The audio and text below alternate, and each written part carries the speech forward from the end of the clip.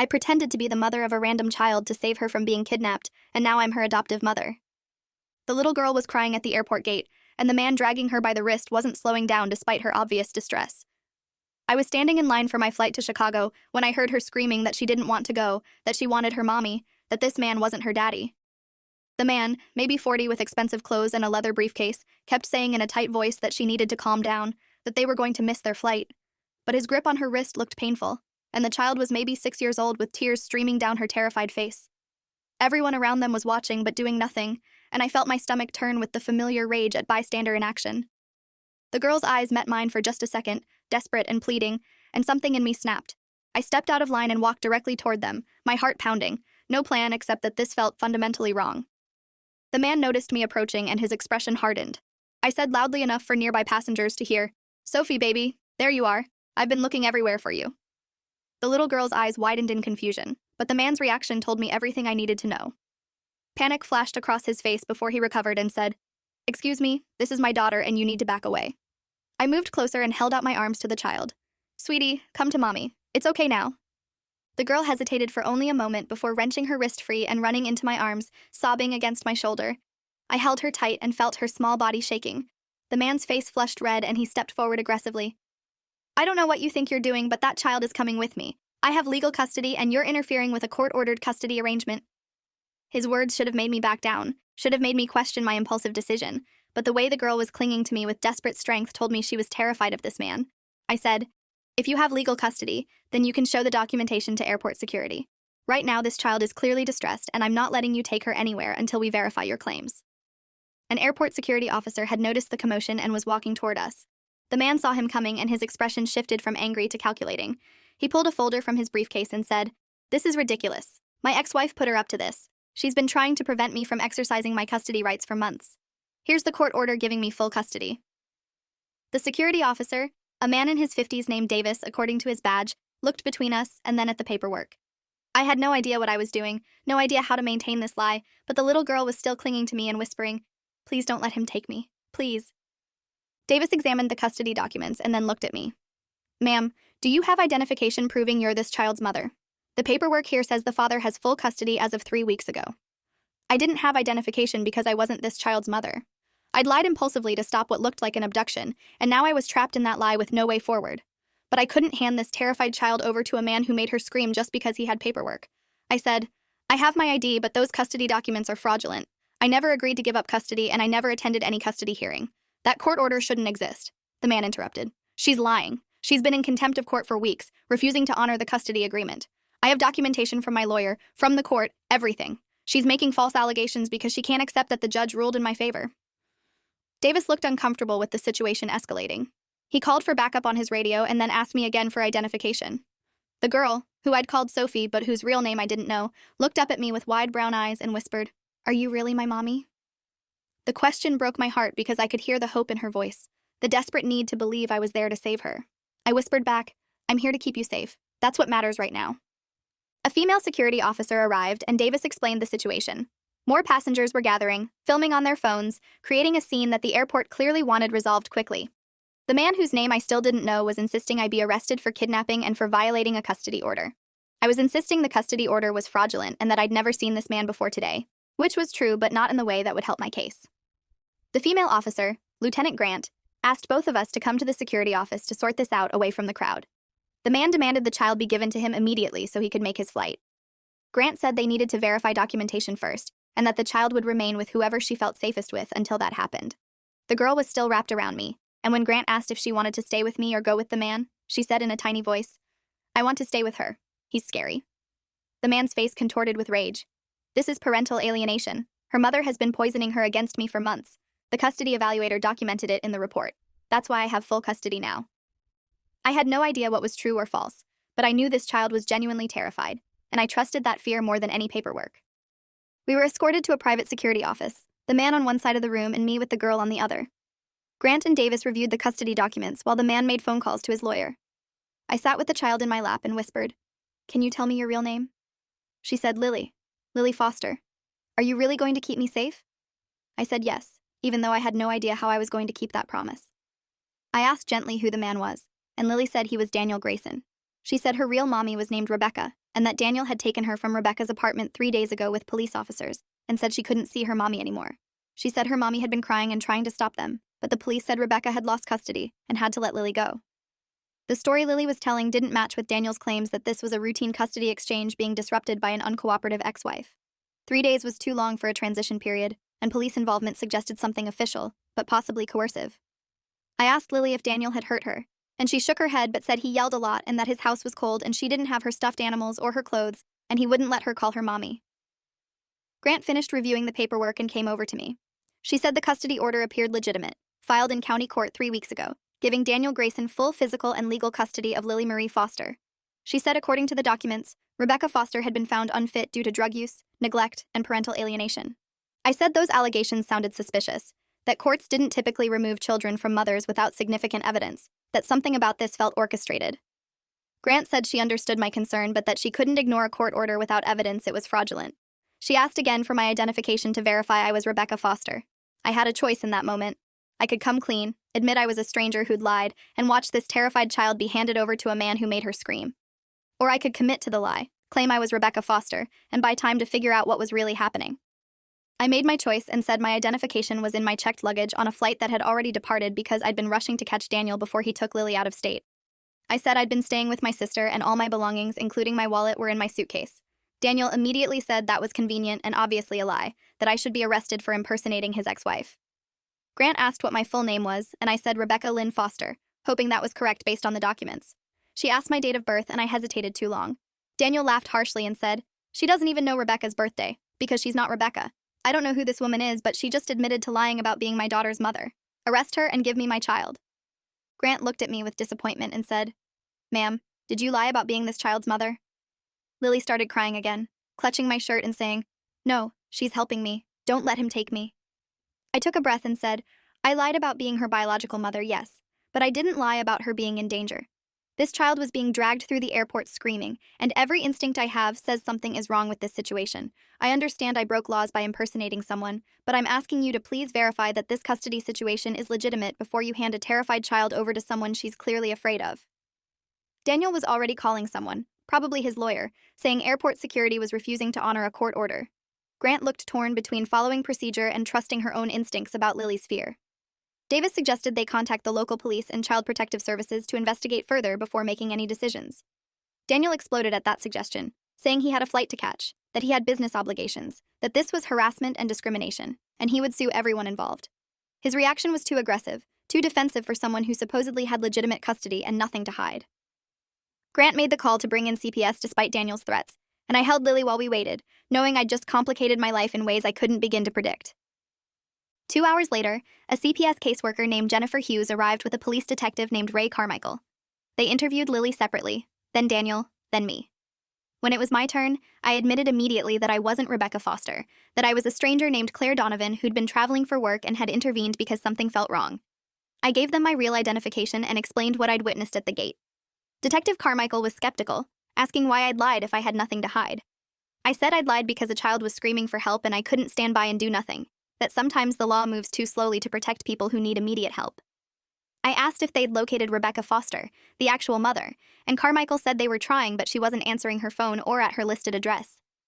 Daniel had provided an address for Rebecca in the custody documents, but when police went there, neighbors said Rebecca had moved out suddenly 2 weeks ago, and no one knew where she'd gone. That information made my stomach drop because it suggested Rebecca was either hiding or had been disappeared somehow.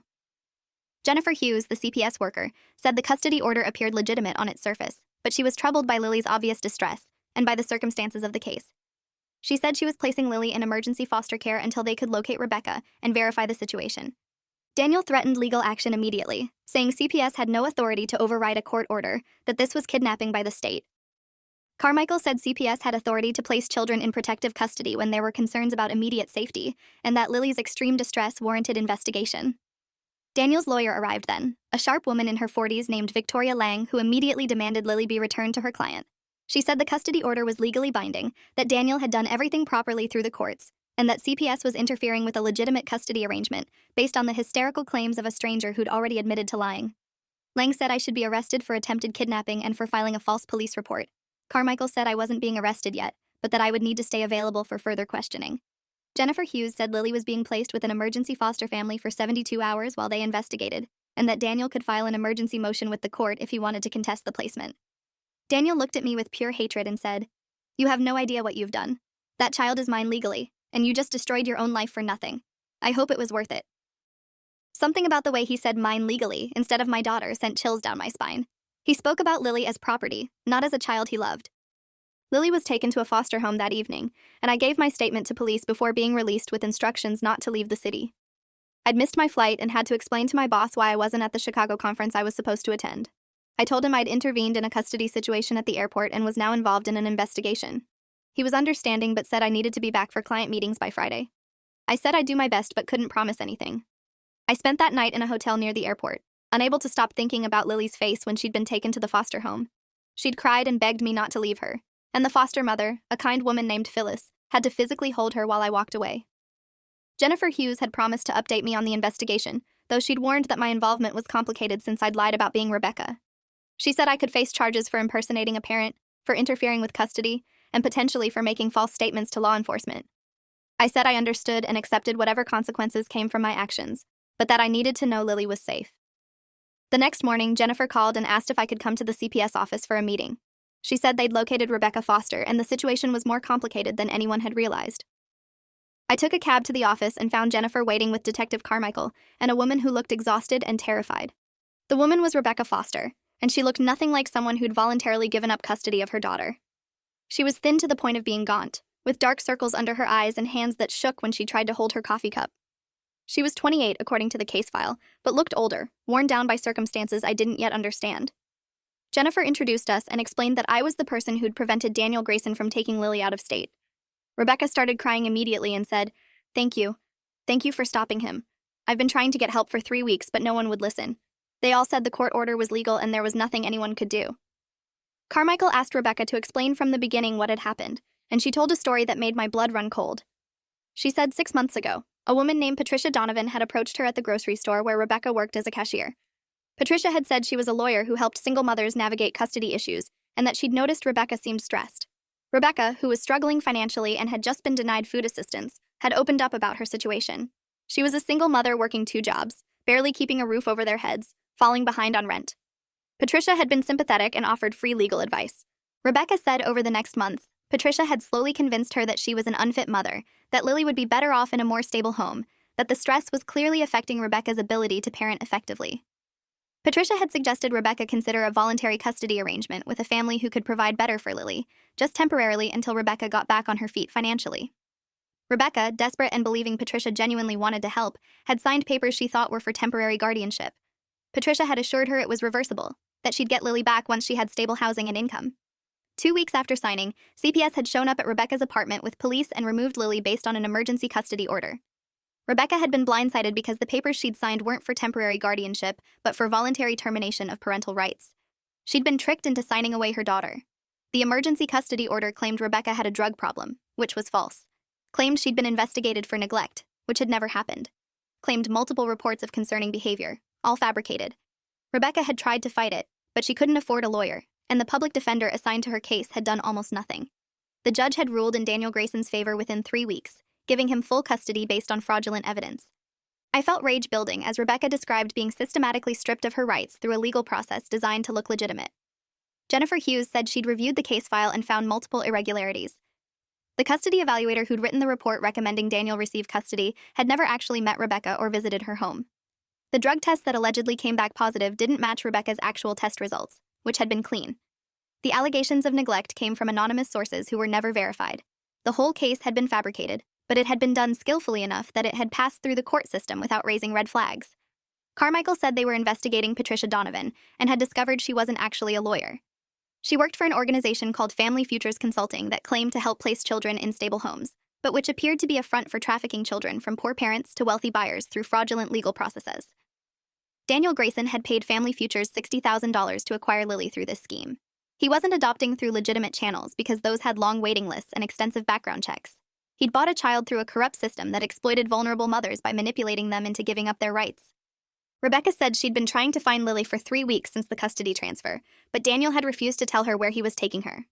She'd been calling police, calling CPS, calling anyone who would listen, But everyone said the court order was final and she had no rights. She'd been sleeping in her car after losing her apartment because she'd spent all her money on trying to get legal help. She said if I hadn't stopped Daniel at the airport, she never would have found Lily again. Daniel had been taking her out of state to his home in California, where Rebecca would have no way to track her down. I asked Jennifer what happened now, what the process was for getting Lily back to her actual mother. Jennifer said it was complicated because the custody order was technically legal, even though it was obtained through fraud. They needed to prove the fraud, which required investigating family futures and building a case against everyone involved. That would take time, potentially months. Meanwhile, Lily was in foster care and Rebecca had no custody rights. I asked if Rebecca could at least visit Lily, and Jennifer said not without court approval since legally she had no parental rights. Rebecca broke down completely at that statement, sobbing that she just wanted to see her daughter, to tell her she hadn't abandoned her, that she was fighting to get her back. Carmichael said they were moving as fast as they could, but the legal system didn't have a mechanism for quickly reversing fraudulent custody orders. They needed to petition the court to vacate the original order, prove it was obtained through fraud, investigate everyone involved, and then petition for custody to be returned to Rebecca. The process could take 6 to 8 months even with clear evidence of fraud. Rebecca said she couldn't wait that long, that Lily was only 6 years old and would think she'd been abandoned by her mother. I asked what would happen to Lily during those months, and Jennifer said she'd remain in foster care unless the court granted temporary custody to someone else. I said without thinking, what if I petition for temporary custody? Would the court consider that? Everyone in the room looked at me in surprise.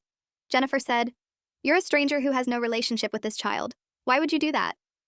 I said because Lily knew me now, had bonded with me during those hours at the airport, and I couldn't stand the thought of her sitting in foster care believing no one cared about her. Because I'd made her a promise that I'd keep her safe and I needed to follow through on that. Rebecca looked at me with something between gratitude and confusion.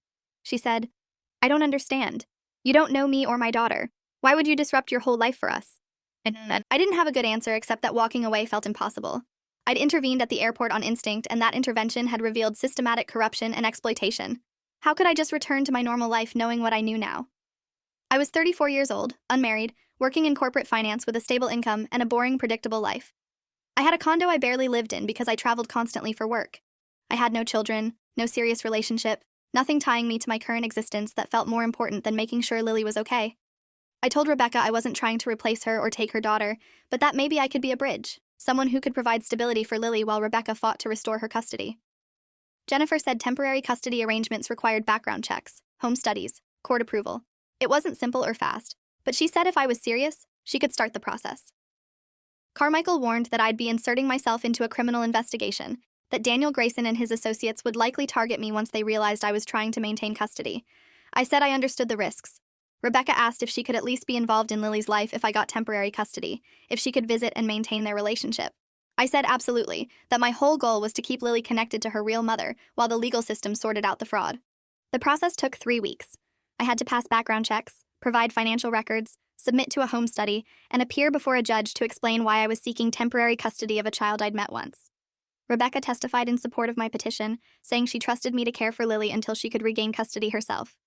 Jennifer Hughes provided a report saying Lily had bonded with me during the airport incident and had been asking about me repeatedly in foster care. The judge, an older woman named Barbara Chen who seemed suspicious of the whole situation, asked me directly why I was doing this. I said because I'd made a promise to a terrified child and I intended to keep it, and because the system had failed Lily and Rebecca badly enough that someone needed to step in and provide stability while justice was pursued. Judge Chen asked what I knew about raising children. I admitted I knew almost nothing, that I'd never planned to be a parent, but that I was willing to learn and had resources to provide proper care. She asked what happened when the investigation concluded and custody was returned to Rebecca. I said I'd be grateful to have been part of Lily's life during a difficult time and would step back gracefully. Judge Chen looked skeptical but granted temporary custody for 6 months with the stipulation that Rebecca be allowed regular supervised visits and that I attend parenting classes and submit to monthly check-ins with CPS. I picked Lily up from foster care on a Thursday afternoon. She ran to me when she saw me and wrapped her arms around my waist, saying, "You came back. Phyllis said you might not come back, but you did." I knelt down to her level and said, "I told you I'd keep you safe. I keep my promises." Lily asked if she was going to live with me now, and I said yes, for a while, until everything got sorted out with her real mommy. Lily's face fell and she said, "Where's my mommy? Why can't I live with her?" I explained as gently as I could that some bad people had done something wrong and her mommy was fixing it, but it would take time. I said her mommy loved her very much and would be visiting her all the time. Lily asked if I was going to keep her forever, or if she was just staying with me temporarily. The question hurt because I could hear the fear in her voice, the learned expectation that adults would disappoint her and leave her. I said, "You're staying with me as long as you need to, And we're going to make sure you're safe and happy. Your mommy is working very hard to make things right. We drove to my condo and Lily was quiet the whole way, processing this new upheaval in her young life. When we arrived, I showed her the bedroom I'd set up, filled with toys and books I'd bought based on guesses about what 6-year-old girls liked. The first weeks were harder than I'd anticipated. Lily had nightmares constantly, waking up screaming for her mother or crying about the man who'd taken her. She was terrified of being alone, following me from room to room and panicking if I was out of her sight for more than a few minutes. She asked every day when her mommy was coming, and I had to explain repeatedly that her mommy would visit soon but couldn't take her home yet. Rebecca came for her first supervised visit 5 days after Lily moved in with me. Jennifer Hughes was there to supervise since legally Rebecca had no custody rights, and these visits had to be monitored. Lily threw herself into Rebecca's arms sobbing, and Rebecca held her daughter while crying herself. They sat together on my couch and Rebecca tried to explain what had happened in age-appropriate terms. She said some bad people had lied to judges and made it look like she couldn't take care of Lily properly, but that she was proving they were wrong. Lily asked why she couldn't just come home right now if the bad people had lied. Rebecca said because fixing lies takes time when they're told to important people like judges, but that she was fighting every single day to make it right. Lily asked if I was one of the bad people, and Rebecca said absolutely not, that I was a hero who'd saved her from the scary man at the airport. Rebecca visited 3 times a week after that, each visit supervised by either Jennifer or a court-appointed monitor. I stayed in the background during visits, giving them space to maintain their bond while also being available if Lily needed me. It was emotionally complicated watching Rebecca parent her own child in my living room while I played host. I felt guilty for having what Rebecca should have had, guilty for the ways Lily was bonding with me while her real mother watched from a supervised distance. But Rebecca never showed resentment. She thanked me constantly for caring for Lily, for keeping her safe, for not trying to replace her as Lily's mother. She asked my advice about Lily's fears and nightmares and seemed genuinely grateful that Lily had someone stable during this crisis. Meanwhile, the criminal investigation into Family Futures Consulting was moving forward slowly. Carmichael discovered that Patricia Donovan had targeted at least 12 other single mothers in similar schemes over the past 3 years. Most had been poor women with limited education and no resources to fight back. Some had signed voluntary termination papers believing they were temporary guardianship agreements. Others had been threatened with CPS investigations if they didn't comply. All had lost custody of their children to wealthy buyers who'd paid between $50,000 and $90,000 per child. Daniel Grayson was arrested 6 weeks after the airport incident and charged with child trafficking, conspiracy to commit fraud, and bribery of public officials. Turned out the judge who'd approved Lily's custody transfer had received a $25,000 payment from an offshore account linked to Family Futures. The custody evaluator who'd never met Rebecca had been paid $15,000 to fabricate her report. The lab that had produced false drug test results was being investigated for similar fraud in dozens of other cases. The whole system had been corrupted by an organization that realized vulnerable children could be bought and sold through legal processes if you had enough money to bribe the right people. Victoria Lang, Daniel's lawyer, was also under investigation for knowing her client was acquiring children illegally and facilitating the transactions. Carmichael said building the case against everyone involved would take months because they needed to identify all the victims, gather evidence of every transaction, and prove the conspiracy went beyond isolated incidents. But he was confident they'd secure convictions. Daniel Grayson was being held on $1 million bail, which his lawyer claimed was excessive for someone with no prior criminal record. The judge pointed out that Daniel had attempted to flee the state with a child obtained through fraud and represented a flight risk. He remained in custody pending trial. Rebecca's case for having her custody restored was tangled in legal complexity. Her original court-appointed attorney had failed to challenge the fraudulent evidence, which meant she needed to file a motion to vacate the custody order based on newly discovered evidence of fraud. She needed to prove Patricia Donovan had deliberately deceived her into signing termination papers. She needed to demonstrate that she was a fit parent despite months of living in poverty and homelessness. The process required lawyers she couldn't afford, and the public defender system was overwhelmed. I ended up hiring an attorney for Rebecca, a family law specialist named David Ortega, who'd handled similar cases of custody fraud. Ortega was expensive, and I was spending money faster than I'd planned, but I couldn't watch Rebecca drown in a legal system stacked against her. Ortega filed an emergency motion to restore Rebecca's custody based on clear evidence of fraud. The prosecutor's office submitted evidence from their criminal investigation supporting Rebecca's claims.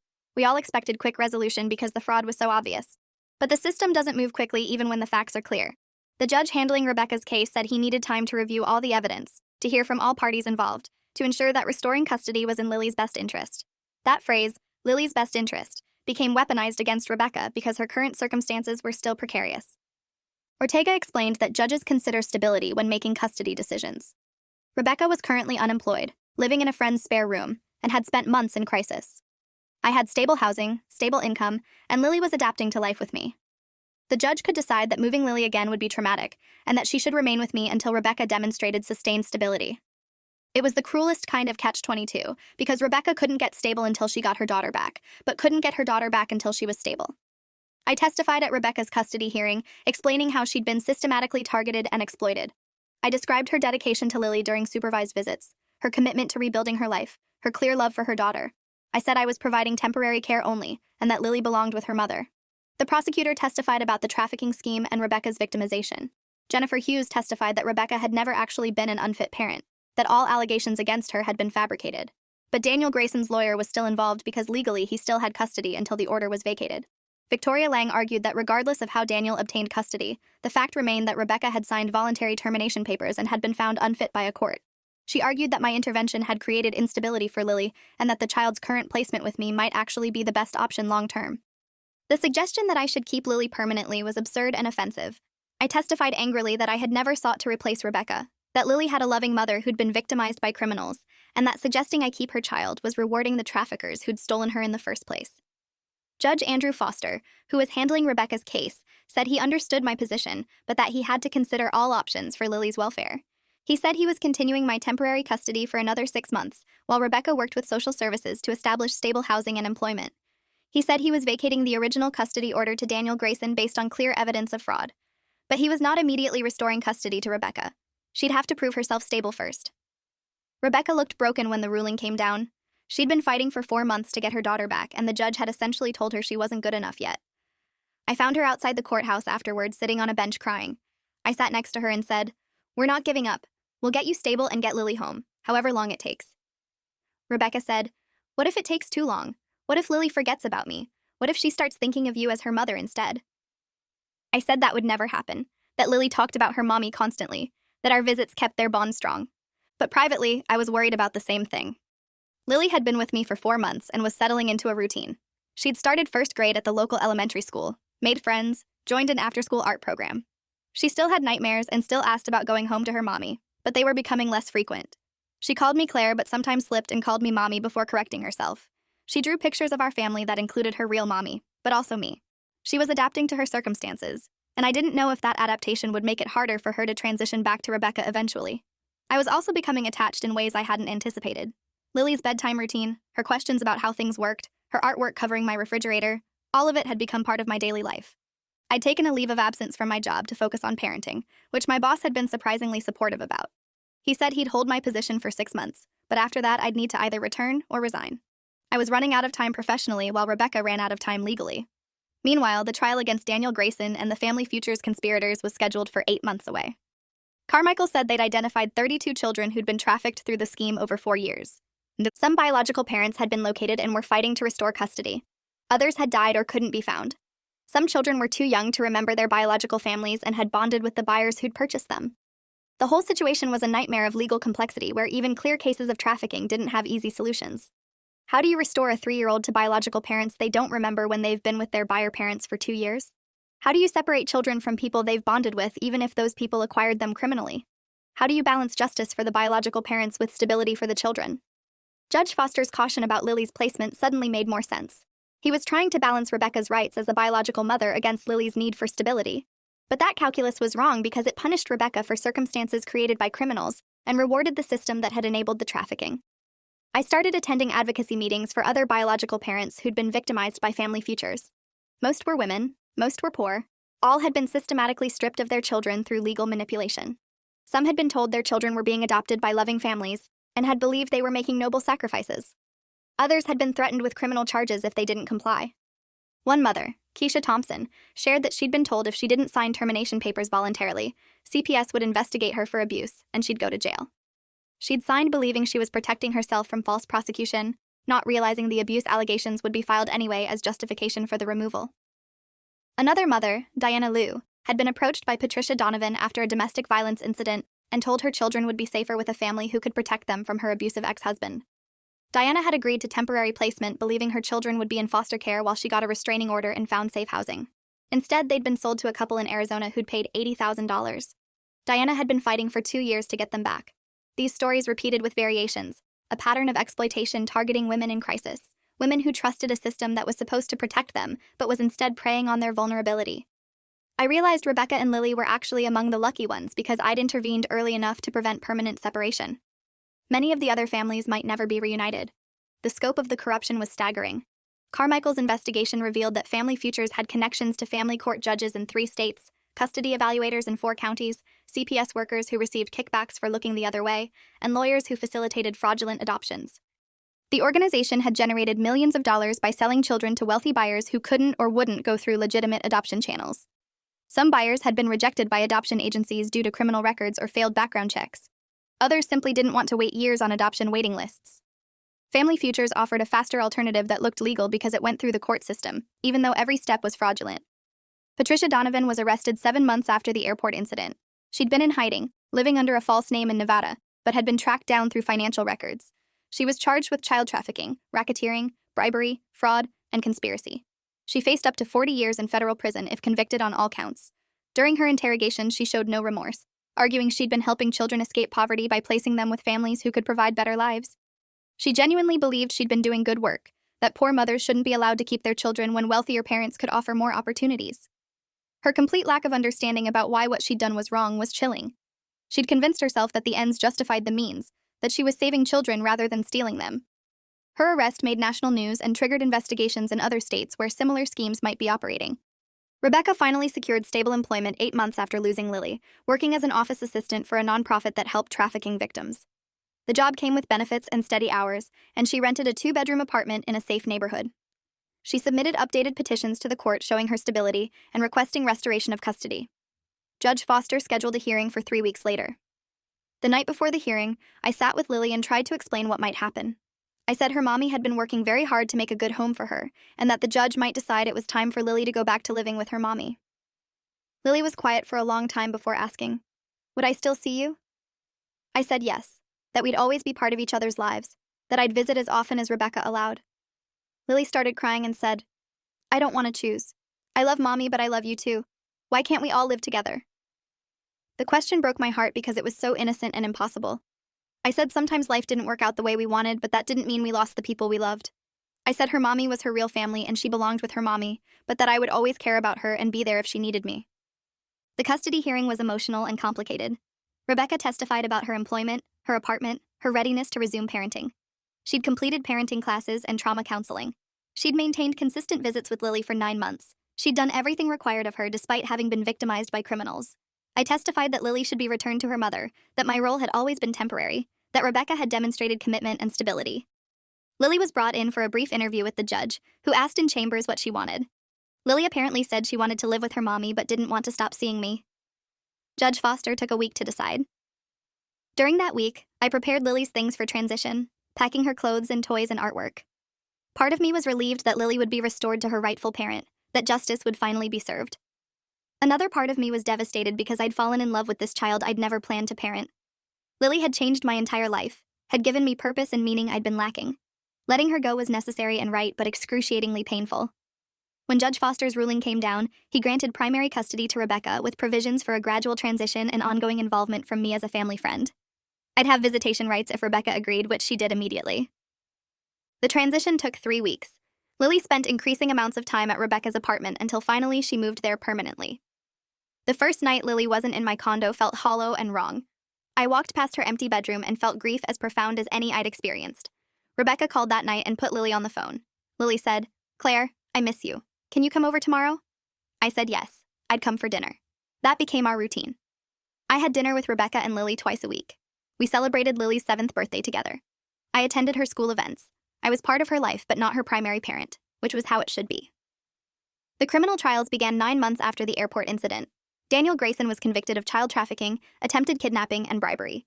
He was sentenced to 15 years in federal prison. Patricia Donovan was convicted on 17 counts, including racketeering and trafficking. She received 30 years. The judge who'd accepted bribes was disbarred and sentenced to 10 years. The custody evaluator received 5 years. Victoria Lang lost her law license for knowingly facilitating illegal adoptions. The entire conspiracy was dismantled and dozens of children were identified as victims. Some were reunited with biological parents. Others remained with the buyers because the legal situation was too complex to resolve cleanly. Lily started therapy to process her trauma. She had nightmares less frequently, but still struggled with trust and attachment. Her therapist said children who experienced what Lily experienced often dealt with lifelong anxiety about abandonment and safety. But she was resilient and loved, and that made all the difference. Rebecca and I became genuine friends. bonded by our shared love for Lily and by the crisis we'd navigated together. She thanked me constantly for stepping in when no one else would, for keeping Lily safe during the months she couldn't. I thanked her for trusting me with her daughter and for never resenting my involvement. 2 years after the airport incident, Rebecca mentioned she was considering letting me formally adopt Lily as a second parent if I was interested. Not to replace Rebecca, but to give Lily legal connection to both of us. She said Lily considered me family and it would give me legal rights if something ever happened to Rebecca. I was surprised by the offer and said I needed time to think about it. A month later, I said yes. The adoption process was straightforward because Rebecca consented, and the court recognized my existing relationship with Lily. At 8 years old, Lily was adopted by both her biological mother and by the stranger who'd pretended to be her mother to save her at an airport. The judge who finalized the adoption, ironically Judge Foster, who'd handled the custody case, said it was one of the most unusual and heartwarming cases he'd ever overseen. Lily is 12 now, splitting time between Rebecca's apartment and my condo, calling both of us mom in different ways, carrying the trauma of her early childhood, but also the security of knowing she's fiercely loved and protected.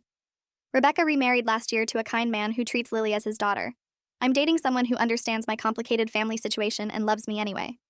The three of us, sometimes four when Rebecca's husband joins, celebrate holidays together, navigate co-parenting challenges, and build a family structure that doesn't fit conventional definitions, but works for us. Daniel Grayson was denied parole last month and won't be eligible again for 5 years. Patricia Donovan will die in prison. The Family Futures organization was completely shut down, and its assets were seized to provide restitution for victims. The judge who'd taken bribes lost everything and serves his sentence in the same facility as some of the people he'd falsely ruled against. Justice took years and was incomplete, but it came. Some nights I still think about that moment in the airport when I made the split-second decision to pretend to be a stranger's mother. I think about how easily I could have walked away, minded my own business, caught my flight to Chicago. I think about how Lily's entire life would be different if I'd made that choice. Sometimes the right thing to do is the hardest thing to do, and sometimes lies told for the right reasons become truth in ways you never expected. Thanks for watching till the end. Make sure to subscribe and like to not miss the next story.